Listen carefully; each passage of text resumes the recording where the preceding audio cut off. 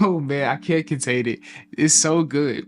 The peace that you are seeking comes from the submission that you've been avoiding. True peace is found in the submission. True peace. It says in 2 Timothy chapter 1 verse 7, "For God has not given us the spirit of fear, but of power and of love, of a sound mind." 1 Corinthians chapter 14:33 says, "For God is not the author of confusion, but of peace, as in all the churches of the saints."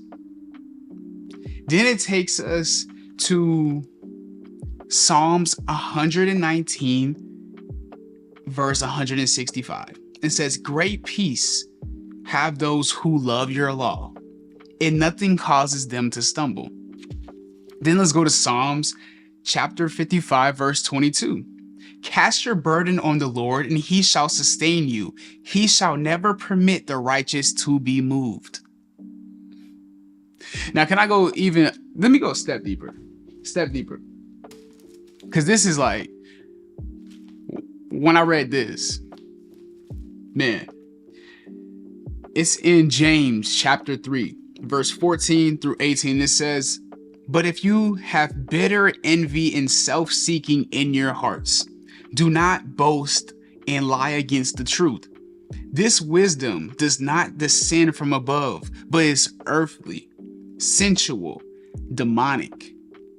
For where envy and self-seeking exists, confusion and every evil thing are there.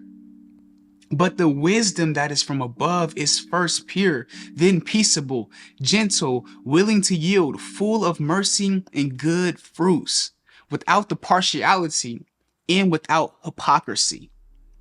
Now, the fruit of righteousness is sown in peace by those who make peace." The peace that you are seeking comes from the submission that you have been avoiding. Surrender it. Submit to his sovereignty. Taking out all of your self-seeking and all of your enviness, all of these lust. Chapter 4 goes even deeper. Oh, I can study his word all day and night because it is so good. And it speaks to you right in the right season. That's why every time you hear his word, it's like, this is so on. It's so on target. It's so on time that it just feels like it's divine intervention. It's divine alignment. Because we're human. And he knows. He knows that if we're looking at other people who have such a thing that we desire, we can easily become envious. Which then takes us out of peace. Because we're no longer content with where we are. It is not even content with, like, let's just say, it's not even saying you're settling. Like, content, when it comes out of the Lord's mouth, doesn't mean settle. It just means that I know that I have a provider who provides. And if it's not here yet, it's because it's not meant to be. We're so in a rush, but God isn't. So if God isn't in the rush, it means that he already knows that the thing that we're asking for, and he already knows that we need such a thing, it's all going to come to a perfect point because he provides for a time befitting it. Not a time that you want it. You don't pray and then God just answers. No, he prepares you for the thing that you're praying for because you don't know what you're praying for. But that may just be changing your entire life. The thing that you may be praying for changes everything. If you believe it. Which is why even in James chapter 1, if we just stayed in James, I didn't even have to bring up Jesus, but because he got all the teaching from him. But in the end, it says, do not be double-minded. Do not be a man who says he wants this and prays for it, but doesn't believe. For he is like He's like the ocean, a wave in the sea being tossed. Have faith. It's always funny. I was joking with my fiance earlier. I love the King James version when it says, "Ye o little faith." I just feel like it hits harder. Imagine Jesus saying, "Ye o little faith," and him just meaning, why do you lack such faith? Like, why do you lack it? Why do you not have faith in me? And he said it when they were on the boat and it was a storm occurring. And he was sleeping, and they were on the boat with Jesus. And they were afraid, and they said, "Master, Master," or "Lord, Lord, wake up. For look at what's happening around us." And he gets up and he shuts up the wind and he commands the waves to be calm. And he says, "Ye o little faith." Like, do you not know who you're with? Do you not know if you had such faith, you could do greater things?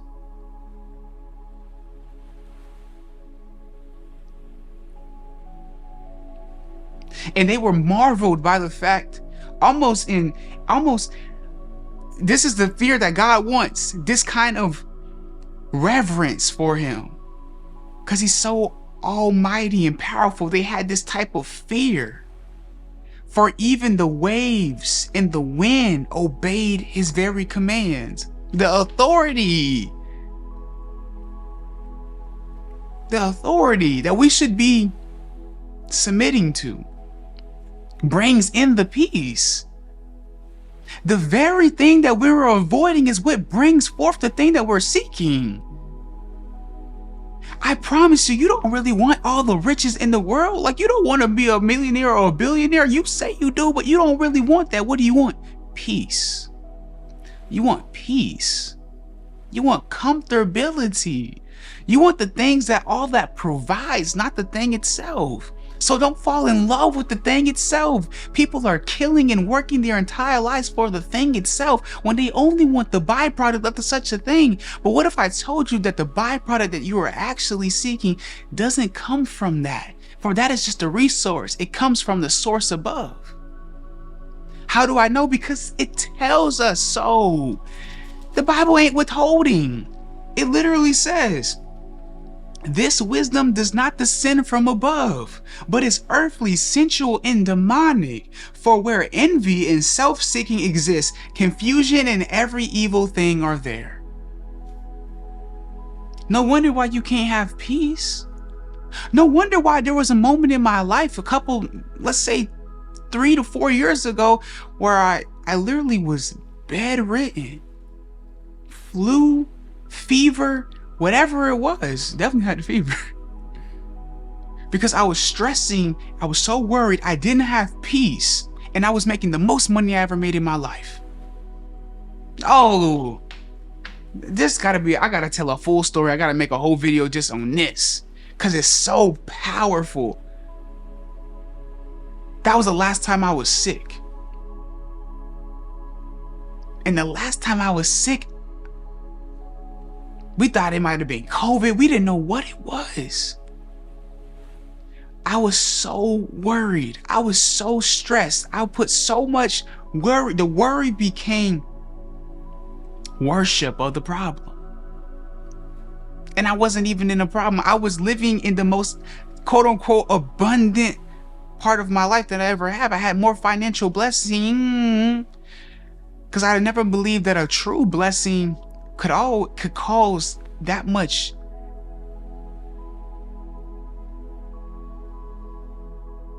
that lack of peace. That I know it wasn't of God. So if you're getting the thing that you want, but it's coming with so much more attached to it, realize that it was too good to be true. And that God isn't the only one who can open up doors. You got to be careful what you ask for, and be careful what you pray for. Because many times we're praying and then we go out there and try to get it. And I'm not saying to not have the works. I'm saying have the faith, right? Because It says faith without works is dead. Yes, I 100% agree. But who are you expecting to get it from? I still fully expect God to give it to me. See, in the moments where I was the most stressed out, that I literally got the sickest I ever been, I was going to man for the provision. I was seeking creation to give me what only Creator could. And when I did get it, it came with strings attached. And I had to sustain it. And it loaded so much stress on me that I couldn't do anything else but fall. It was too much weight for me to bear. So it began to crush me. But it wasn't until I surrendered everything to Him and I took all the weight off my shoulders, I was willing to walk away from everything that I was trying to live my life for and began to live for Him. And let's just say He provides. He provides. In Proverbs, it tells us that God makes one rich and adds no suffering to it. And He's not just making you rich financially, but He's making you rich in the spirit. He's changing your perspective of this world. So you no longer are self-seeking. And any moment that I get this self-seeking, Lord, I'm trying to use your name for my benefit, I have to fall to the feet of His throne. For I know it's just deception of the enemy. I know he's just trying to move me further and further away from the path that God has set me on. And he's trying to use all these he's trying to use things of this world to make me envious, to then go try to mimic it. Rather than surrendering, rather than submitting to the calling that He gave me. He said, use the gifts that I've given you for me. Seek first His kingdom and His righteousness. Follow and honor the assignment. Follow and honor the assignment. Humble yourself to the assignment. Even deeper, humble yourself to the assigner. Who gave you the assignment in the first place? That's all the affirmation that you need. That's all the validation that you need to continue doing the task, to continue the labor for the one who calls you to do such a thing. Because you know, if He calls you to do it, it's only going to be for your good, but not just for your good, because He never just blesses you to bless you, but He's also going to bless people through you. All you have to do is be obedient. God is so good. The word, man, the peace that you are seeking comes from the submission that you've been avoiding. True peace is found in the submission. So submit.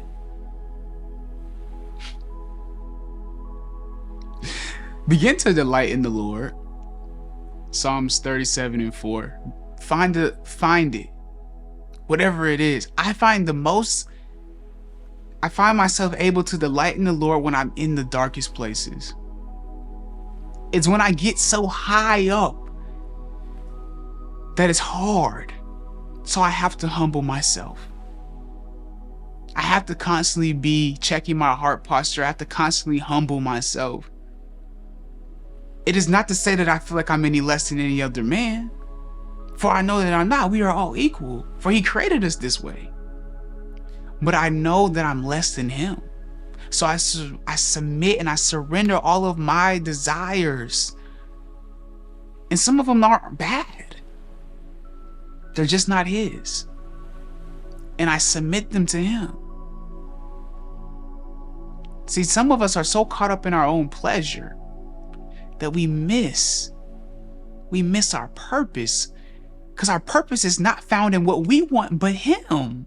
For he gives us purpose. But you have to be willing to step aside. Read chapter 4 of James. Oh, it'll change your entire life. Oh my goodness. God is so good. I love y'all so much.